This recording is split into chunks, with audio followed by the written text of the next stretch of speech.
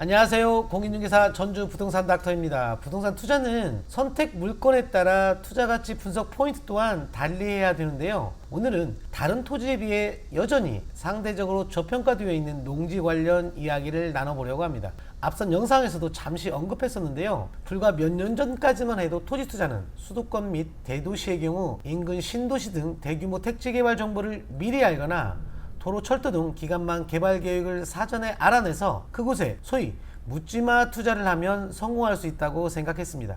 하지만 이제는 인구 감소 등 고령화로 생산 인구가 줄어들고 수도권의 아파트 단지를 제외하고는 특히 지방 중소도시의 경우에는 대형 개발은 쉽지 않을 전망입니다. 공법을 알면 투자와 개발이 쉬워진다는 부제 서영창 박사의 공법 관련 저서를 보면 국토 면적의 약 4%를 차지하고 있는 도시지역의 주거, 상업, 공업지역 내 토지는 상대적으로 인허가가 쉽고 개발 가치의 실현 가능성 파악도 용이하지만 국토의 약 95% 이상을 차지하고 있는 녹지지역과 비도시지역의 농지 임야를 전용해서 건축물을 짓거나 관광휴양 사업 등을 위한 시설물을 설치하기 위해서는 부동산 공법에 대한 기본적인 이해가 반드시 선행되어야 한다고 강조하고 있습니다. 이번 영상에서는 복잡한 얘기보다는 왜 주변 농지의 거래가격보다 평당 30만원이나 싸게 내놓았는데도 불구하고 거래가 되지 않는 것인지, 또한 농지 투자에 관심 있는 분이라면 농지를 선택할 때 주목해서 보아야 할 개발행위 허가 기준은 무엇인지 구독과 좋아요 부탁드리며 오늘 영상 시작하겠습니다.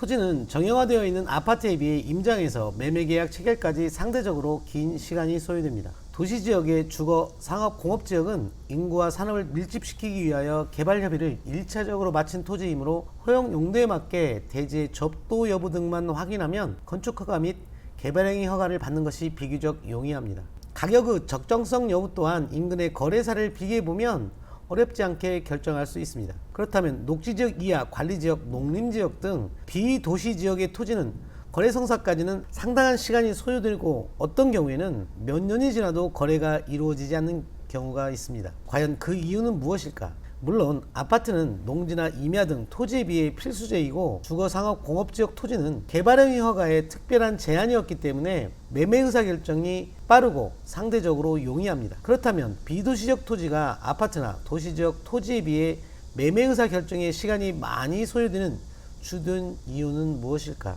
저는 개인적으로 가격 적정성 여부에 대한 판단 때문이라고 생각합니다. 아파트는 건설사 브랜드나 단지 규모, 건축 연도 등 특히 동일 단지 내에서는 선호하는 동이나 층에 따라서 가격 편차가 대동소이합니다. 따라서 가격에 대한 의사결정에 어려움이 적다는 것입니다. 이에 반해 비정형화되어 있는 농지 임야 등은 가격 의사결정이 쉽지 않은 것이 현실입니다. 이는 파는 매도인이나 사려는 매수인이나 같은 입장입니다. 매도인은 너무 싸게 파는 것은 아닐까? 매수인은 너무 비싼 가격에 사는 것은 아닐까? 적정 가격 결정을 못하는 것은 매도인이나 매수인이나 마찬가지라는 얘기입니다.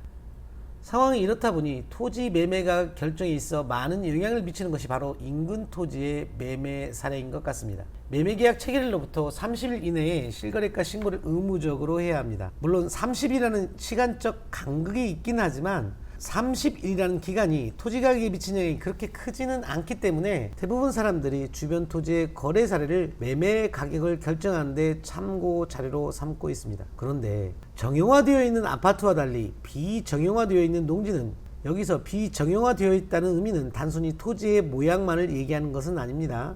동일한 용도지역, 비슷한 위치의 농지라 하더라도 타용도로 전용이 가능하느냐는 그렇게 단순한 것이 아닙니다.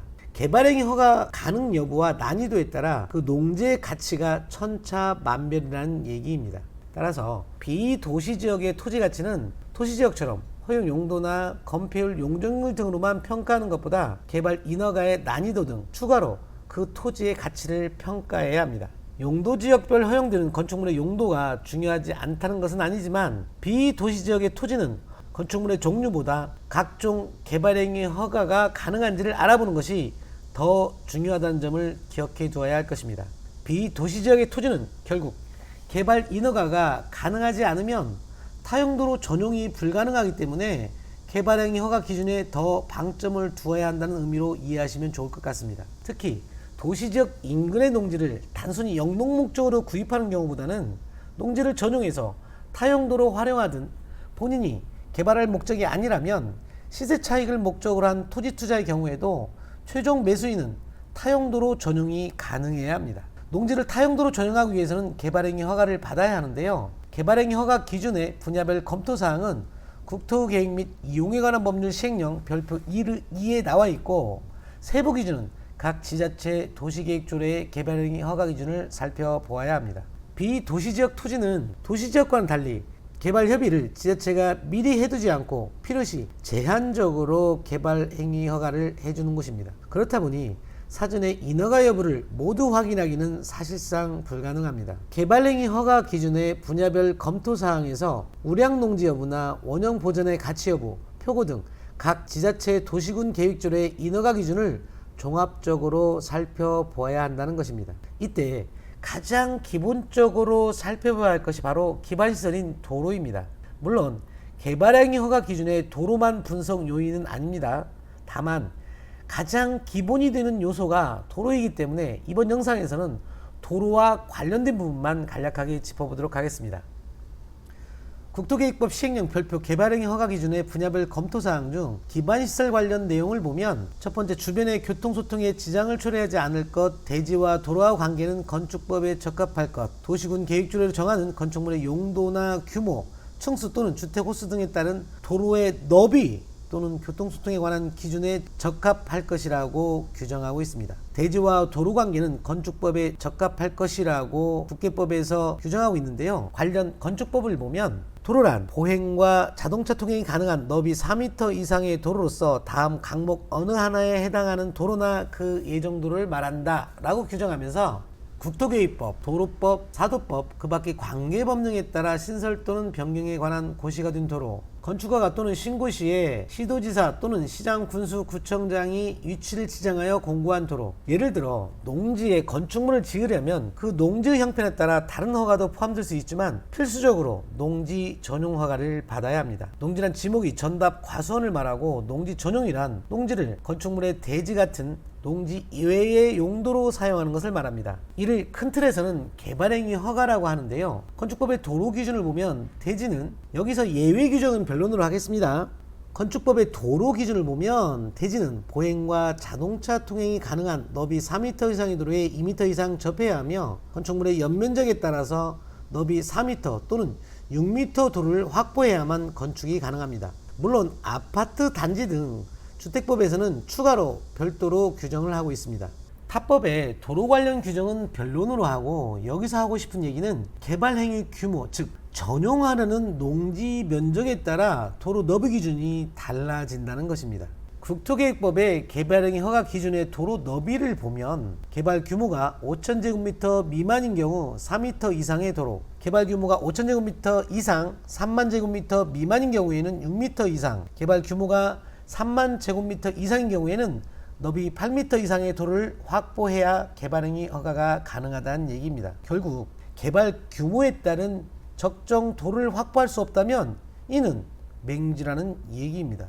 농지에 건축물을 지으려면 건축법의 허가, 국토계획법의 개발행위 허가, 농지법의 농지 전용 허가는 필수이고, 그 토지 형편에 따라 다른 허가도 필요할 수 있다고 했습니다. 하지만 무엇보다도 농지 전용 허가 기준의 기본이라 할 수 있는 도로가 중요하다는 얘기입니다. 농지는 농업진흥지역과 농업진흥지역 외 농지로 나누어집니다. 농업진흥지역은 도시지역의 녹지지역과 비도시지역에 지정되는데, 농업진흥구역과 농업보호구역으로 나누어집니다. 농업진흥구역은 농업생산기반시설 사업이 시행되는 등 집단화를 통하여 농업 목적으로 이용할 필요가 있는 지역입니다. 농업보호구역은 농업진흥구역 용수원 확보 등 농업 환경을 보호하기 위해 지정되는 지역입니다. 농지 투자 관련해서 추가로 기억해 둬야 할 것은, 녹지지역의 농업진흥지역은 국토계획법의 녹지지역 행위제한과 농지법에서 규정하고 있는 농업진흥지역 행위제한 중 공통으로 허용되는 행위만 가능하며, 농림지역의 농업진흥지역 행위제한은 농지법을 따라야 한다는 것입니다. 농업진흥지역 농지는 농업용 이외의 용도로 전용할 수 있는 범위가 극히 제한적이고, 농업진흥지역 밖의 농지는 전용할 수 있는 범위가 상대적으로 넓다고 할 수 있습니다. 따라서 농지를 투자할 때는 단순히 가격만 비교할 것이 아니라 해당 토지의 용도 지역과 도로와 관계, 개발 인허가 난이도 등을 종합적으로 검토를 해야 하기 때문에 토지 전문가인 측량사무소나 토지 전문 중개사와 상의할 필요가 있다고 할 것입니다. 주변 토지보다 평당 30만 원이나 싸게 내놓은 농지가 왜 매매가 되지 않는 것일까요? 곰곰이 돌이켜보면 그 이유는 바로 개발행위 허가가 불가하다는 점에 있습니다. 설령 개발행위가 가능하다고 하더라도 이에 소요되는 비용이 너무 크기 때문입니다. 따라서 농지를 매도하거나 매수하려 할 때 농지의 적정 가격을 판단할 때 주변 매매 사례를 단순히 비교하는 것으로는 부족하다는 얘기입니다. 지난해 8월 17일부터 개정 농지법이 시행 중에 있습니다. 농지법 시행 이후 후속 조치나 제도 보완이 필요한 개정법령은 지난 5월 18일과 오는 8월 18일 점진적 시행이 된다고 했습니다. 개정 농지법 시행으로 과태료 및 농지처분명령, 이행강제금 부과 등 농지법 위반 행위에 대한 처벌 규정은 이미 강화되었고 농지 취득 자격 심사나 농지 이용 실태 조사, 농지 취득 후 농지 사후 관리 강화를 위한 후속 법령이 시행되고 있습니다. 오는 8월 18일부터는 관외 거주자의 농지 신규 취득이나 3인 이상 농지를 공유로 취득하는 경우 농업법인의 농지 취득 등 농지 취득 자격 심사 강화를 위한 농지위원회 제도가 시행됩니다. 기존 농지원부를 필지별로 대장을 작성해서 관리하겠다던 농지대장 제도 또한 시행될 예정입니다. 물론 그렇다고 개정 농지법 시행으로 농지 가격에 미칠 영향은 그렇게 크지는 않아 보입니다. 왜냐하면 농지는 여전히 여타 토지에 비해 활용가치나 가격면에서 저평가되어 있기 때문입니다. 하지만 개정 농지법 시행 이후 농지 취득 자격 증명이 불어되거나 농지 전용 신청이 반려되는 등 곳곳에서 여러 문제가 발생하고 있습니다. 따라서 농지를 매도 또는 매수하는 자뿐만 아니라 토지를 전문으로 중개하는 개업공인중개사라면 기존 농지법의 농업인 자격과 개정 농지법의 주요 내용을 반드시 숙지하고 있어야 낭패를 면할 수 있을 것입니다. 아는 만큼만 보이는 것이 부동산 투자입니다. 특히 토지 투자는 정말로 아는 만큼만 보입니다. 여러분의 슬기로운 부동산 생활을 응원하겠습니다. 끝까지 시청해 주셔서 감사합니다.